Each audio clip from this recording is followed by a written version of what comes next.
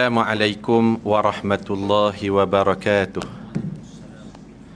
Bismillahirrahmanirrahim. Alhamdulillahi rabbil alamin. Assalatu wassalamu ala ashrafil anbiya'i wal mursalin wa ala alihi wa sahbihi ajma'in, amma ba'du. Yang sama-sama kita hormati dan kita muliakan para pegawai dan kaki tangan bangunan Darul Ihsan, muslimin muslimat, hadirin hadirat, dan tak dilupakan kepada para pelayar yang melayari program Zuhur kita ini melalui siaran Facebook Live Musalla Al-Husna. Yang melayari dari barat, kita doakan moga mendapat berkat. Yang melayari dari timur, kita doakan moga terus makmur. Yang menonton dari utara, moga terus sejahtera. Yang melayari dari selatan, kita doakan keampunan dan keberkatan. Mudah-mudahan kita semua termasuk dalam kalangan hamba-hamba Allah yang dimuliakan di sisinya. Amin ya rabbal alamin. Para jemaah, apa khabar? Alhamdulillah. Semangat lagi tengah hari ini, insya-Allah. Kita puji Allah atas semangat ini dengan sama-sama kita katakan alhamdulillahi rabbil alamin. Kira-kiranya pertemuan kita pada tengah hari ini pertemuan kali yang ke-16. Pertemuan kali yang ke-16 dalam siri kuliah pengajian berkitab kita, kitab 77 cabang iman menurut Al-Quran dan Sunnah, yang mana kali pertama kita bacakan kitab kita di Musalla Al-Husna ini tepatnya pada 23 Januari 2020. Lepas itu PKP, lamalah cuti, baca sekali je, anda ingat, kemudian cuti lebih kurang 2 tahun lebih. Tapi kita berjaya sambung balik dan kita telah adakan sebanyak 16 pertemuan, termasuklah pada tengah hari ini. Dan pertemuan yang ke-16 kita akan masuk pada perbincangan cabang iman yang ke-22. Cabang iman yang ke-22. Bagi yang ada kitab, kita buka pada muka surat yang ke-40. Pada tengah hari ini kita bicarakan tentang salah satu daripada rukun iman ataupun cabang iman adalah menunaikan zakat. Menunaikan zakat. Zakat ni bahagi kepada banyak. Nanti kita huraikanlah lebih detail lepas daripada ni. Kalau kita perhatikan dalam kitab kita ni, para jemaah sekalian, pengarang kitab kita dia bawakan 3 dalil Al-Quran dan ada 2 dalil dari hadis Nabi sallallahu alaihi wasallam. Insya-Allah kita baca semuanya dan kita lihat huraiannya, insya-Allah. Ada tak dalam kitab kita? Ada kan? Dalil yang pertama, firman Allah Subhanahu wa taala. A'udzu billahi minasy syaithanir rajim. Wa ma umiru illa liya'budullaha mukhlishina lahuddin hunafa'a wa yuqimus salata wa yu'tuz zakah wa dzalika dinul qayyimah.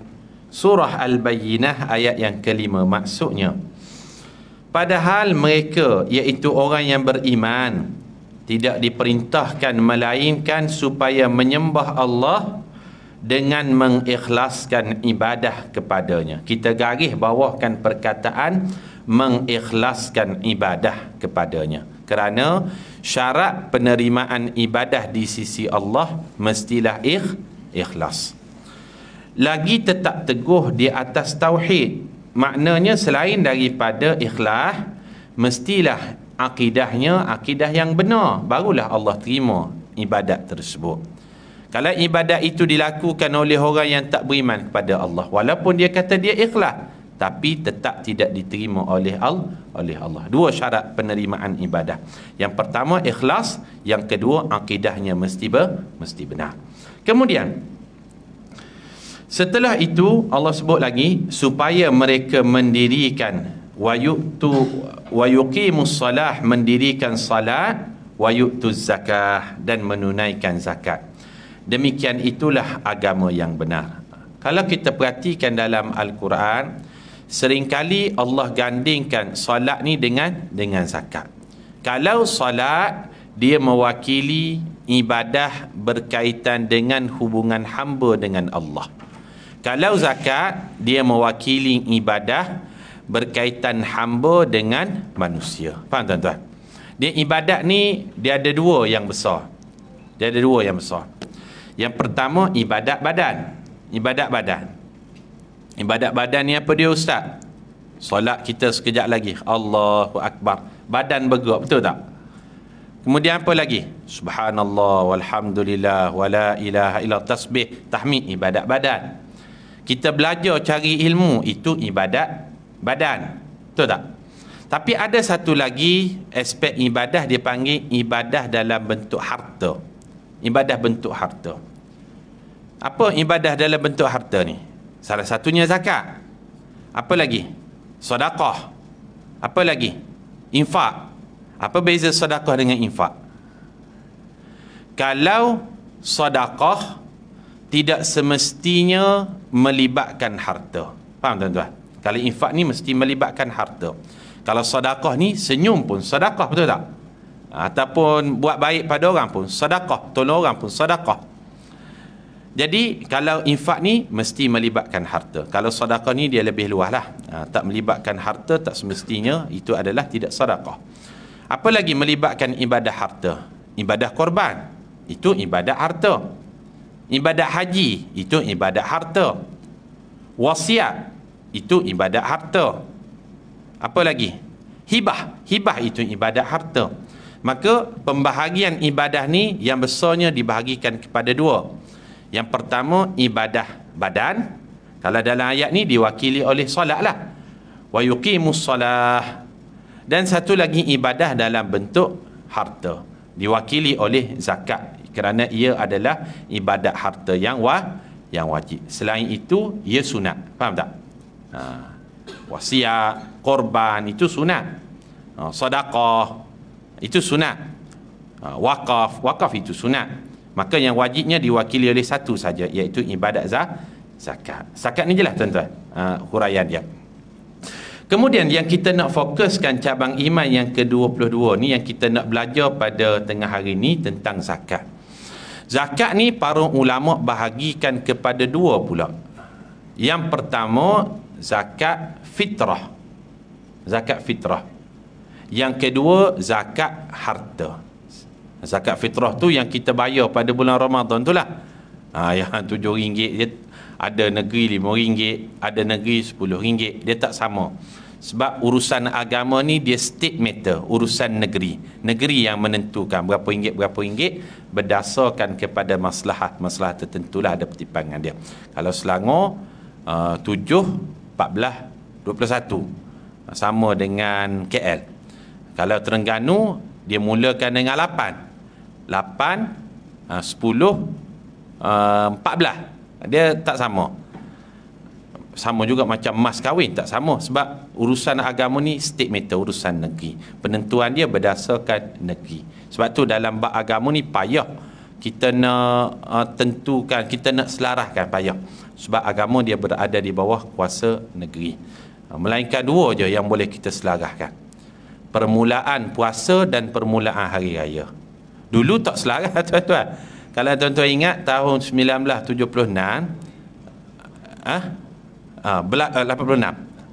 80-an kan, berlaku satu peristiwa, dua negeri yang menyambut puasa awal, negeri Perak dengan negeri Johor.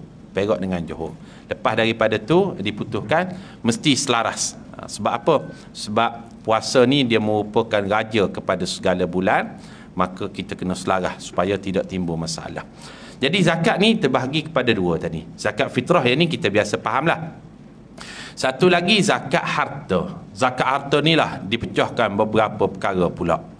Yang pertama, zakat tanaman, zakat haiwan ternakan, zakat pendapatan, zakat KWSP, zakat pelaburan, zakat emas, zakat perak, zakat wang simpanan dan lain-lain lagi. Faham tak?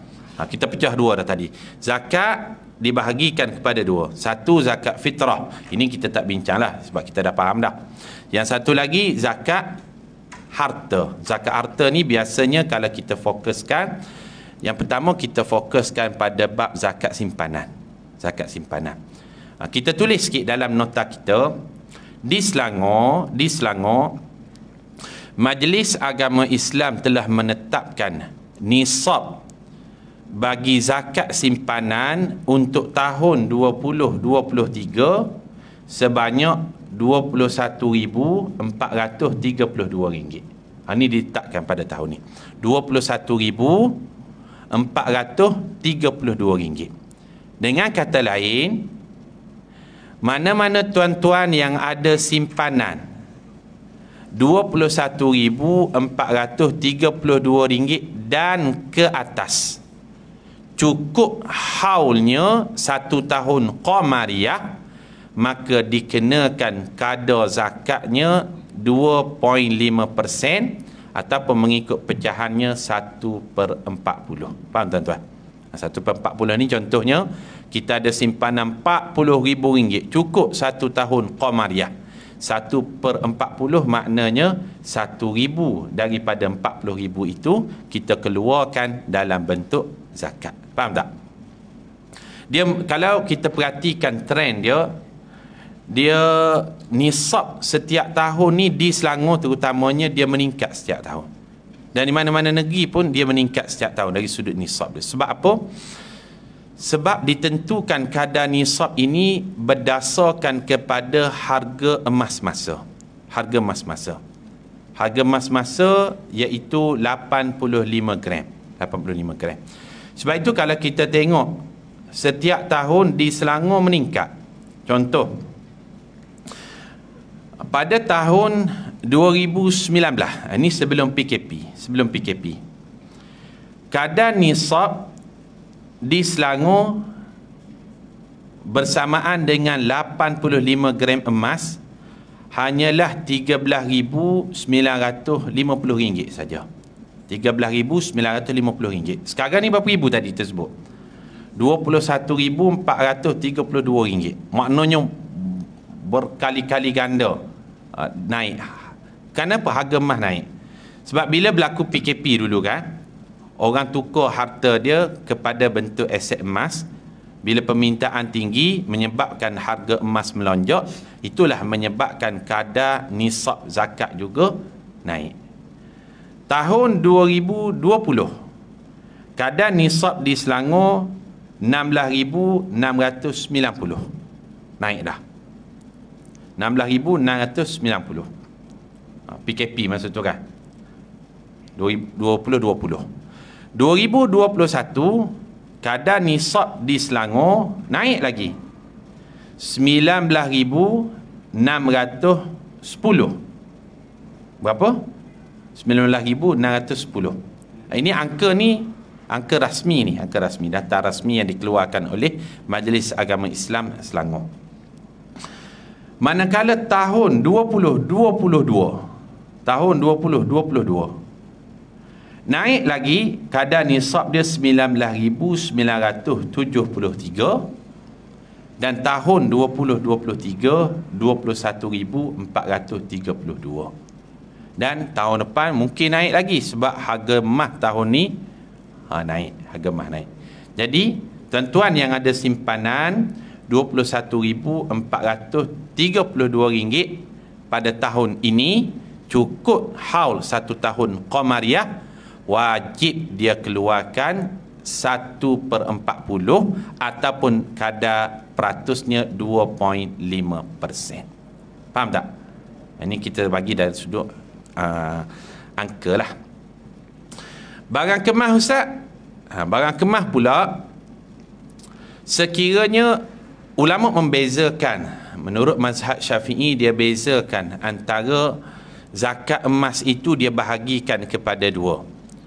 Kalau emas itu az-zahabul hulli, dia panggil emas perhiasan yang dipakai, dikenakan zakat emas bagi emas perhiasan yang dipakai untuk 800 gram ke atas sahaja. 800 gram ke atas saja. Sebab dia ada kadar uruf dia. Dia ada kadar uruf. Maknanya kalau akak-akak kita ni ada barang kemas ada 0,5 kilo. Tak kena lagi lah, setengah kilo tak kena lagi. Sebab dia ada kadar uruf dia 800 gram ke atas.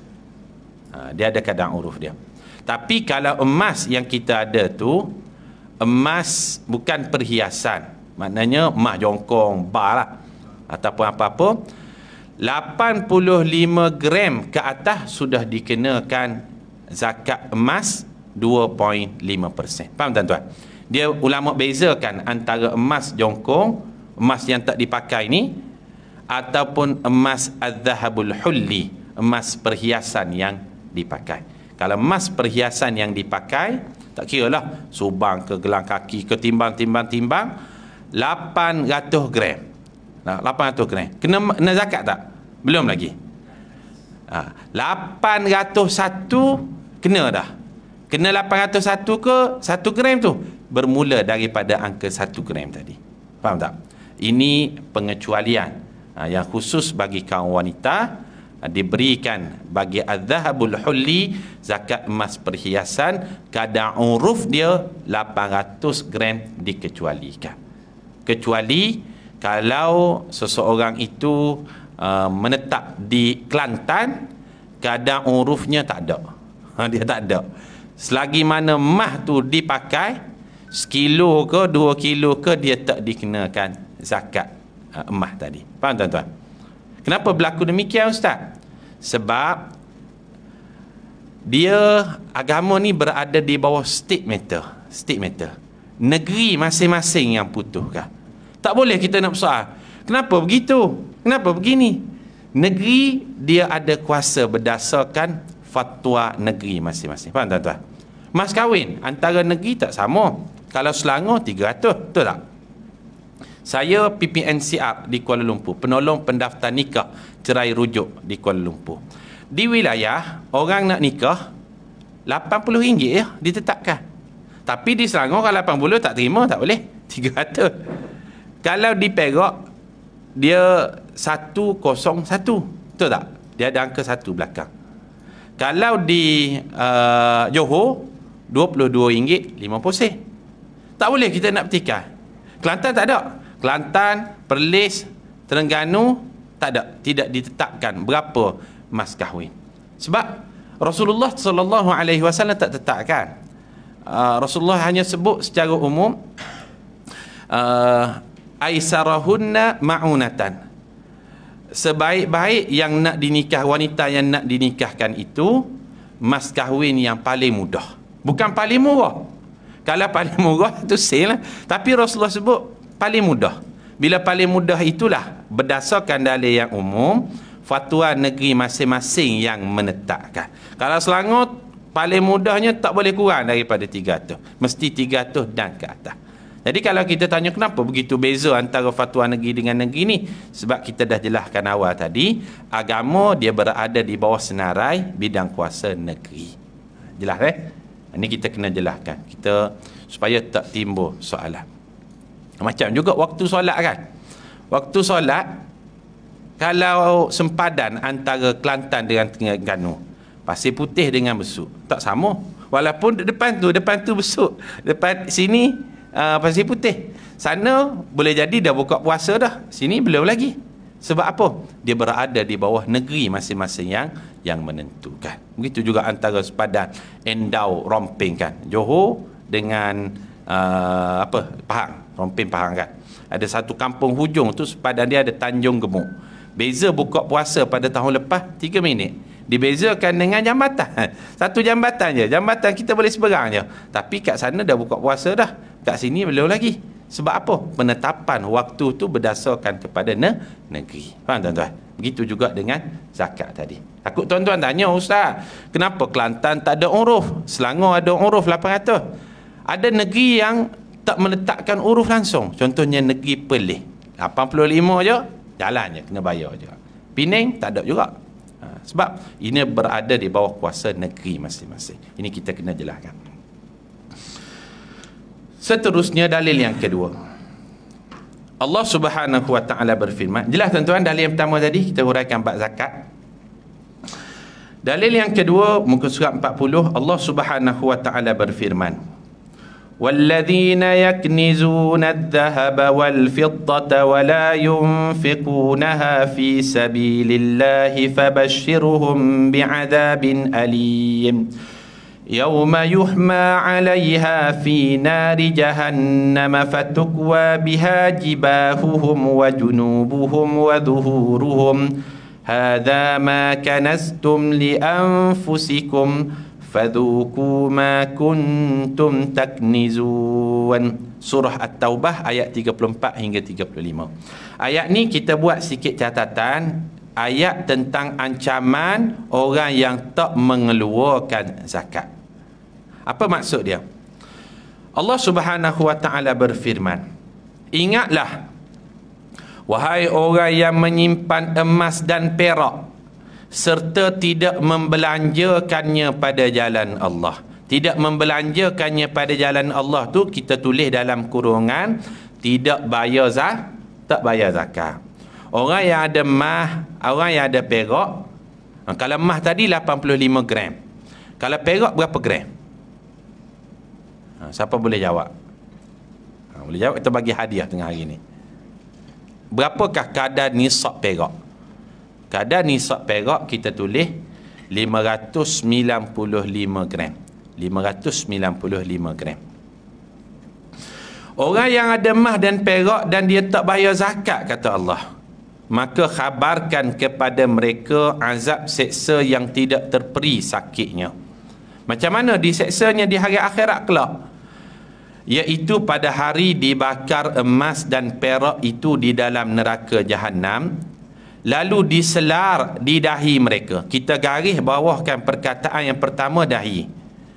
Emas tadi, perak tadi Allah Ta'ala cairkan, bakar dia, kemudian akan dilumur. Diselar tu maksudnya dilumur di dahi mereka yang tak bayar zakat. Kemudian diselar juga pada rusuk. Kita garis bawah yang kedua perkataan rusuk, serta yang ketiga di belakang mereka. Dalam Al-Qurannya disebut fatukwa biha jibahuhum. Jibahuhum tu maksudnya dahi, wa junubuhum rusuk, wa zuhuruhum dan belakang mereka. Kemudian dikatakan kepada orang yang tak bayar zakat tadi, hadza ma kanastum li anfusikum fadhuku ma kuntum taknizun. Inilah apa yang kamu simpan untuk diri kamu, maka rasalah azab daripada apa yang kamu simpan, yang kamu tak bayar tadi. Tuan-tuan, apa hikmah Allah Subhanahu wa taala sebut orang yang tak bayar zakat ni dia akan diselar dengan emas yang dicairkan tadi pada 3 tempat. Tempat yang pertama di mana tadi? Dahi, yang kedua di rusuk, yang ketiga di belakang. Kalau kita tengok dalam tafsir, kenapakah disebut secara spesifik dahi, rusuk dan belakang? Sebabnya orang yang tak bayar zakat ni, orang yang bakhil, kedekut, yang tak bayar zakat, bila datanglah fakir miskin, asnaf, minta duit daripada dia, minta zakat daripada dia, bang, boleh tak bagi sikit pada saya susah, saya asnaf, saya ni fakir miskin, duit-duit zakat ke contoh. Jadi orang yang kedekut ni, orang tak bayar zakat, apa reaction dia yang pertama? Berkerut dahi dia, betul tak? Betul tak? Oh, datang dah. Hari tu datang dah contoh. Berkerut dahi dia. Maka expression wajah berkerut dahi itulah Allah gambarkan dahi yang berkerut tu akan diselar dengan emas yang dia tak bayar tadi. Faham tak? Setelah dahi berkerut, apa berlaku lepas daripada tu? Dia akan memalingkan rusuk dia. Betul tak? Dia akan pusing badan dia. Dia nak tinggalkan orang yang minta tadi, dia tak bagi, dia akan pusing badan dia, maka rusuk juga akan diselah. Kemudian bila dia berpaling, dia akan tinggalkan, dia akan membelakangi si fakir, si asnaf tadi, maka belakangnya juga akan diselah. Nampak tak tuan-tuan? Korelasi keadaan orang yang bakhil, yang tak bayar zakat, Allah gambarkan dahi, rusuk dan belakang, menggambarkan situasi dia apabila datang orang nak minta zakat daripada dia. Dahi berkerut, rusuk dia berpaling, dan dia membelakangi, lalu dia meninggalkan orang yang tak bayar zakat tadi. Faham tuan-tuan?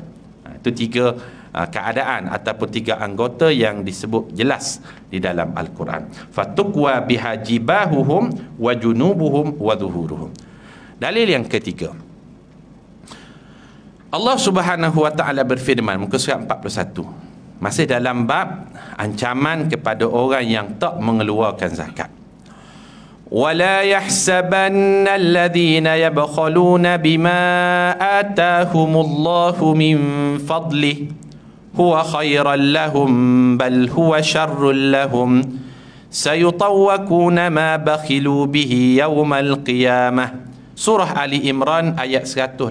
Maksudnya, janganlah sekali-kali orang yang bakhil dengan harta benda yang telah dikurniakan Allah kepada mereka dari kemurahannya, menyangka bahawa kebakhilan itu baik bagi mereka, bahkan kebakhilan itu buruk bagi mereka di hari akhirat. Mereka akan dikalungkan dengan apa yang mereka bakhilkan itu pada hari kiamat kelak. Dikalungkan dengan apa ni? Nanti kita baca dalam hadis. Ayat Al-Quran ni ada ditafsirkan, diperincikan melalui hadis. Nanti kita baca nanti. Tuan-tuan, Allah guna di dalam ayat ni, Allah guna istilah bakhil. Dalam Al-Quran, Allah menggambarkan keadaan orang yang kedekut ni, dia ada 3 istilah. Ada 3 istilah. Yang pertama, Allah guna perkataan kikir dalam Al-Quran. Yaqturu, kikir.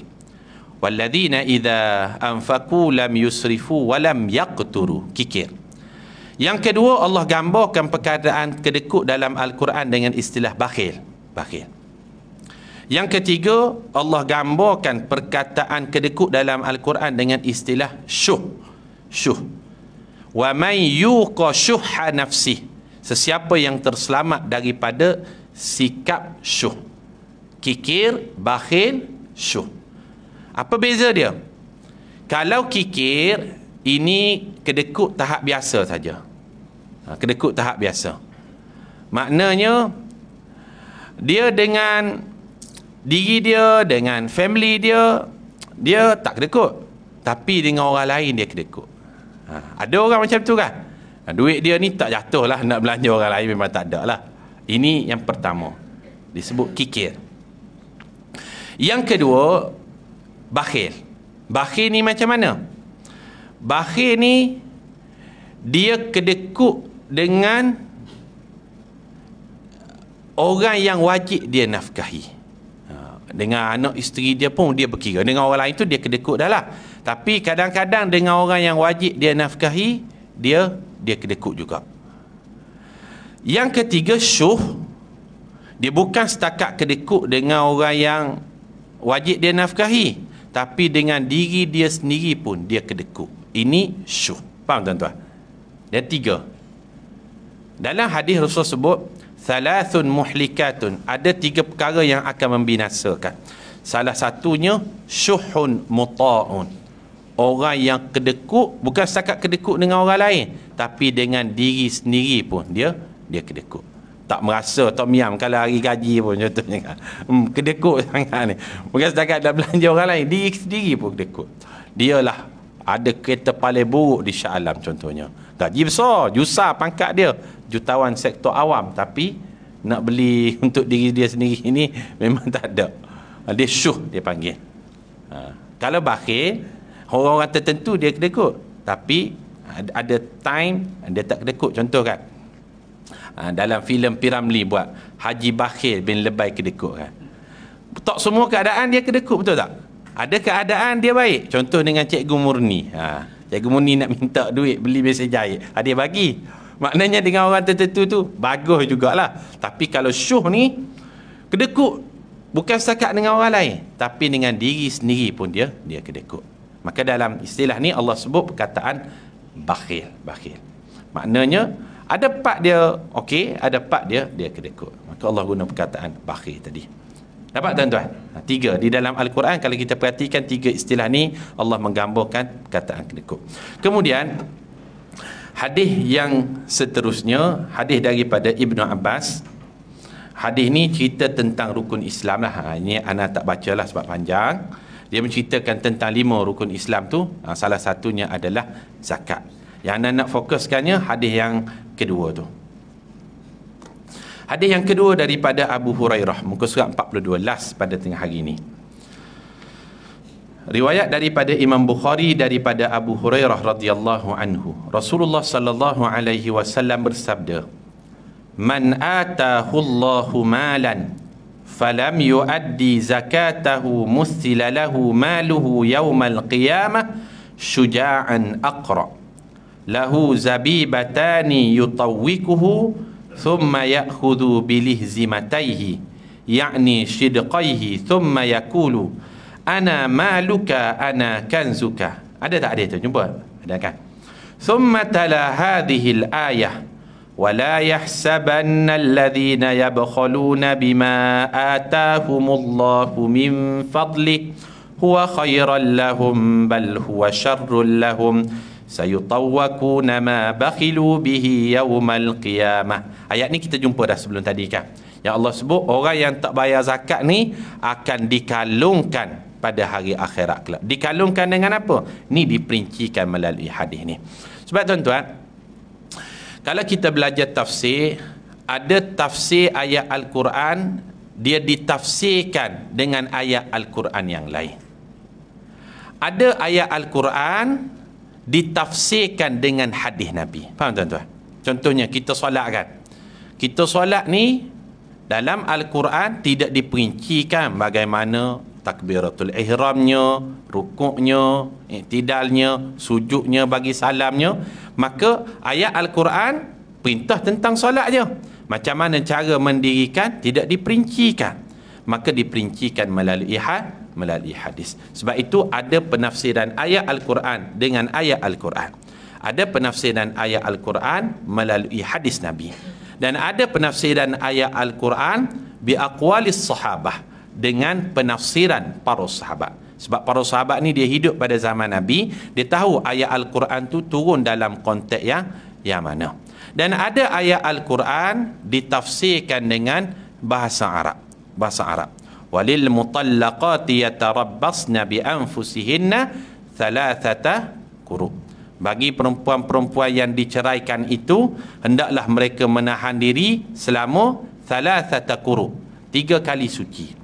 3 kali suci ni apa maksud dia? 3 kali haid ke 3 kali bersih? Maka penafsirannya mestilah berdasarkan quru dalam bahasa Arab. Quru itu dengan makna 3 kali bersih. Faham tuan-tuan? Jadi 4 cara penafsiran. Penafsiran ayat Al-Quran dengan ayat Quran, penafsiran ayat Quran dengan hadis, penafsiran ayat Al-Quran dengan kata-kata sahabat, dan penafsiran ayat Al-Quran dengan bahasa Arab. Sebab Al-Quran dia turun dalam bahasa Arab. Maka ayat yang kita nak baca ni ayat yang ditafsirkan dengan hadis Nabi sallallahu alaihi wasallam. Kita baca maksud dia.